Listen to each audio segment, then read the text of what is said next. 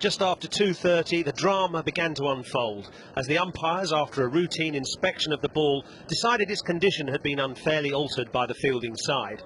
Part of Law 42 states that if this is the case, the ball must be changed immediately, the batting side being permitted to select a replacement and being awarded 5 penalty runs. And that's exactly what happened, much to the ire of the Pakistanis. And that was the start of a quite extraordinary sequence of events which rocked not only this match but the sport in general. The English batsman chose a replacement ball and then proceeded to smash it all around the oval. Inzi could barely believe what was happening until Kevin Pietersen went wildly at a ball when he had 96 and was caught behind. It left England in the precarious position of 277 for 4, still 54 behind. Pietersen seemed happy with his work, while back in the middle, Paul Collingwood and Ian Bell had gone about adding another 21 before bad light came to their rescue, some would say, at 4:45 and an early tea was taken. However, that was only the start of the drama. England 298 for 4, that's 33 runs behind Pakistan with 6 wickets in hand, though the scoreboard is not the story. That's the story, the fact that the Pakistan team did not come back out onto the field of play at 4:45 when the final session was due to begin. That's the chairman of the Pakistan board talking to Cameron Akmal and Danish Canaria. Those are the England batsmen waiting to go out to bat, but there are no Pakistan fielders. The umpires at this stage are already in the middle.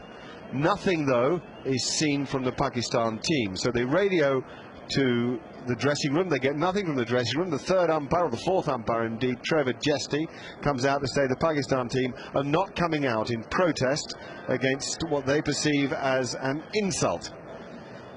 They were accused effectively, they say, of cheating, which is not what they've done. They're therefore making a protest. There's Zahir Abbas, the tour manager and former Pakistan batsman. There's David Collier, the chief executive of the ECB, with Mike Soper on the left, the deputy chairman, talking to Duncan Fletcher and the England players. And there is a slammed dressing room door, a Pakistan dressing room door.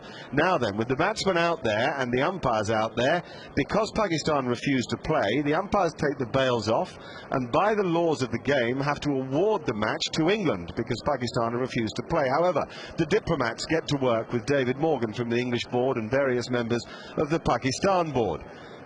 In goes David Morgan to the Pakistan dressing room. There's Duncan Fletcher, confused, as are the English players.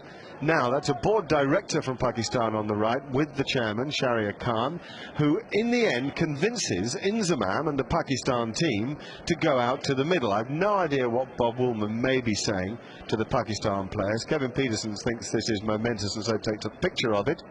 Inzamam knows it's momentous and does take his team out to the middle. No batsmen come, no umpires come. What do we make of it? Let's talk to the chairman of the Pakistan board and find out. Firstly, sir, can you update us on the present situation? Present situation is that the Pakistan team is ready to go out and play. They came out onto the field expecting the umpires to follow, but it appears that the umpires are reluctant. We are ready to play, and we are in fact very eager to play and to put this incident behind us. So this is the situation at the moment. The umpires, for their own reasons, are not willing to come out just yet. And though you're ready to play now, you obviously weren't ready to play straight after the tea break. I tell you what exactly happened. That when we broke for tea or for bad light at the time, the team came back and they felt deeply insulted, deeply aggrieved at the slur of ball tampering. It was a slur not only on the team, but it was a slur on the cricket establishment and the whole country. That here is a team that is ready to cheat, if you like, and they felt deeply aggrieved. And they decided that they should register a protest, and to do so by holding back for a few minutes before going out into the field. Now, when that happened, the umpires apparently came round to the team over here. I wasn't there at the time, and indicated that the match would be forfeited if they didn't come out immediately, etc., etc. And that made them sit down and consider their position. Meanwhile, they'd gone out there and taken off the bails and everything. But a few minutes after that, we informed the match referee that we were ready to play. The boys came out here, and this is the situation at the moment. We are ready to play. Umpires are reluctant. I think it's fair to say that we're all shocked and upset. Do you have any evidence of the accusation as yet? Well, there has been an umpire's report which simply states that, in their opinion, the ball has been scuffed. Now, considering that it was the 56th over, considering that the ball had been hit all over the ground and several sixes as well, we felt that the ball was in a condition that one normally expects after 56 overs. And we know that there was absolutely no one tampering with the ball. So your players have vehemently denied any accusation? Vehemently, and not only that, what Inzamam feels very strongly about is that there was no indication, no consultation. No one went to him and said, look, this ball looks as though it is being tampered with, etc. And the decision was taken arbitrarily, I'm afraid. And so that's why the team had felt very strongly about it. So no problem between England and Pakistan? None at all. Absolutely none. We have a very good relationship. This series has been played in an excellent spirit. We feel very strongly that the excellent atmosphere has been sullied, I hope only temporarily, by this incident. But the two boards, the two teams, have very cordial relations. Now, I have news that there is to be no further play today. That'll probably be news to you as well. That's a sad thing. Well, I think that's very disappointing myself. I think even if we'd gone out to play for 15 minutes, it would have shown that we put this incident behind us. But nevertheless, I hope we can play tomorrow and finish this game. And I'm now joined by Paul Sheldon, who's the chief executive here at the Oval. Paul, what's the position as you know it? Well, the situation is there are extensive discussions going on between the match officials, part of the ICC, the International Cricket Council, who make these regulations, the England and Wales Cricket Board, and the teams involved. And clearly there was an incident this afternoon that everyone was aware of, and the players didn't come out, and everything is being done to resolve the situation to ensure that the play can carry on. You're staging one of cricket's most extraordinary days. Isn't it extraordinary? I mean, it is greatly regrettable. I mean, what we want to do is to preserve the integrity of cricket and the great game, and clearly this is a bit of a setback, but let's hope it's only a setback. After those words by Paul Sheldon, the match referee Mike Proctor issued this official statement. Following issues raised by the on-field umpires, which need to be resolved with the match referees and with both teams, meetings will be held immediately after play to determine whether further play can be scheduled for the rest of this match. So this is a sad state of affairs. Simon and Jeffrey are with me. Jeffrey's got a bit of a smile on his face, doubtless because you think it's a farce. Well, it is a farce because the game's over. Strictly the letter of the law, if you read the rules, I mean, Pakistan failed to come out. You know, the England batsmen were ready to play. They went out there, and the rules of the game, the umpires took the bails off because Pakistan didn't want to play. So it's awarded to England. So now the diplomats are going to get involved, and all the officials, and try and con everybody till we're going to have play tomorrow, aren't they? Unfortunately, it could have been all sorted out with a quiet word on the field, or indeed in the dressing room. Daryl Hare did apply the letter of the law, which was to forfeit the game, to allow for Pakistan to forfeit the game, but he could have just gone up to the dressing room and said, why are you not taking the field? They would have explained that it was just a small protest and they were now prepared to play, and we could have carried on with the game. It's all about communication, which is not one of Daryl Hare's protest complaints. about. And this is what somebody should have sorted out ages ago. Right, which takes us back to the initial issue, which is whether or not the ball has been tampered with, and it raises a long-standing issue that's clouded the game.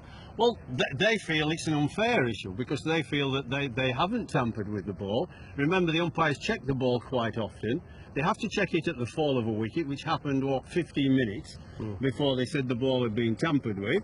So, I mean, who was stupid enough to tamper with it in 15 minutes, and how did he tamper with it? And they don't think he has, and if they don't think what he evidence has, is there of it? Well, that's right. and they think it's a slur on Pakistan, on them, the players. You know, if somebody said to you, you're a cheat, you said, I'm not a cheat, because that's really what you're saying if somebody's tampered with the ball. So you can understand why Pakistan... I understand why they're upset. I definitely do, and it's all right saying, well, you've got to go with whatever the umpire says, and everybody says, oh, the umpires are in charge. But there's been a lot of history between Daryl Hare and the Pakistanis. There were incidents in Pakistan before Christmas. Various, and no need to go into them. They actually reported him after Leeds. They didn't like his attitude to them and everything. And somebody should have sorted this out, because it's been building up like a volcano, this has, and it's been bound to erupt at some stage, because he's very officious. He's just black and white, letter of the law. He doesn't talk to them properly. Simon, is it reasonable for me to say that at the first sign of some tampering, an umpire would go to a captain and say, listen, this doesn't look good, can you just sort this out? Or wait until the tea break, go in and have a word with them and say, in other words, handle the thing with kid gloves at first, and then, of course, if it's not responded to by the team out in the field, to go in a bit harder? Well, that's right, and that's exactly what someone like Simon Taufel, a younger umpire, would do. You see him before games, standing in the nets, talking to the players, running around the field before play, Simon Taufel, whereas Daryl Hare is someone who tends to sit in the umpire's room until the start of play, and he does his job a bit like a policeman in a way. You know, he waves the traffic about, but he doesn't really actually have much interaction with the players, and it's a slightly austere attitude, which would be better if he was a bit more communicative, and then, you know, these little things could come out on the field and it wouldn't cause such a great issue. But can you keep pointing the finger at Daryl Hare? Firstly, there are two umpires there, and secondly, presumably, they're following the letter of the law as they see it. Well, he's the senior umpire for a start, so he took the lead in this case, and the other one just has to follow, so, you know. Where do we go from here, Geoffrey? We go home. Thank you very much. The game's off, and whatever the politicians say, if we have to come back tomorrow, we will. But quite frankly, that becomes a farce too, because you can't keep on changing the rules. You just suit whatever you want. And I think the atmosphere of the game now is gone. I mean, and also there's no realistic chance of one side dominating in the way Pakistan might have done with 4 sessions left. Whatever happens tomorrow evening, they'll say, well, we only had 3 sessions to finish the game off. So that's a big issue. And it's a damn shame as well, because cricket is such a great healer with the, you know, with the world in a bit of unrest. You know, Pakistan against England cricket, great spirit between the two sides. They were doing a lot of good work. They've had good relations, long time now. They've had good relations, Pakistan, England, players, officials. If Pakistan could have made their protest, they could have got the players back on the field after a short time and got the umpires back playing, then it'd been right to carry on today. But coming back tomorrow, I don't think he's right. Thanks, gentlemen. Well, we've learned a lot about lessons in in diplomacy, in communication, in man management to a degree. The fact is that the reputation of the game is in tatters this evening, and we all who love the game hate to see that. After lengthy negotiations, which resulted in agreements between the teams, the ICC match referee, and both ECB and PCB, to seek to resume the 4th Empower Test match on Monday, it was concluded with regret that there will be no play on the 5th day. The 4th Empower Test match between England and Pakistan has therefore been forfeited, with the match being awarded to England.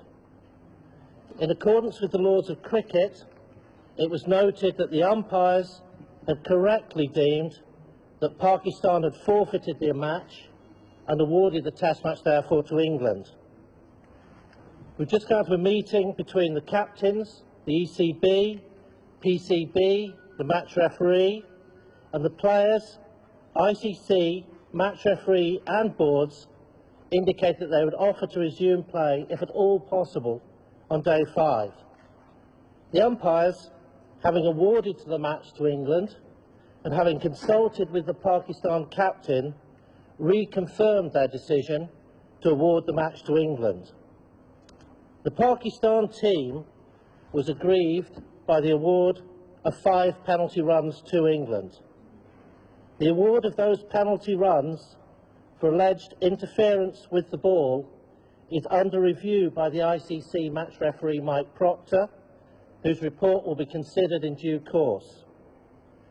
ICC will be issuing a separate report concerning action which may be taken in relation to the forfeiture of the match by Pakistan.